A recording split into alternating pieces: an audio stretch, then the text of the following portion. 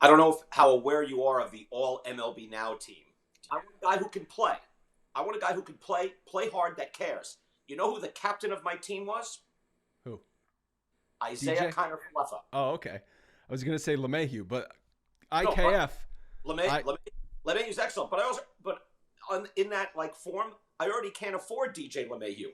But we interviewed him last year because I'm watching him and I'm just looking at his overall game and I'm like, this guy's fantastic. And then I started watching him and I realized there's a reason his base running matters. And I'll just say so on a side, this is though appropriate to what we're talking about.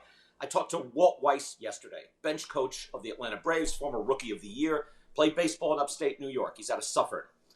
And we were talking about the winning kind of player.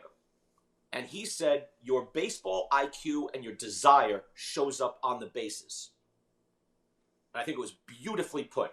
Have you seen Isiah Kiner-Falefa slide into second on a ground ball? yeah. He will break your leg going through. He's not dirty, but he is going into second hard. And he will take you out. And it's indicative of his overall game. So Kiner-Falefa, even though last year he ended up with an OPS plus of 85, right? But he did everything else great. Not good, great. So when they made us, when he got traded, I thought, oh my, because I said Texas. If I'm Texas, yeah, I have all this money to spend. I asked the question last year, do I not go for Seager and Correa and just play with Isiah Kiner-Falefa? And I got laughed at. I'm like, no. You can win with Isiah Kiner-Falefa.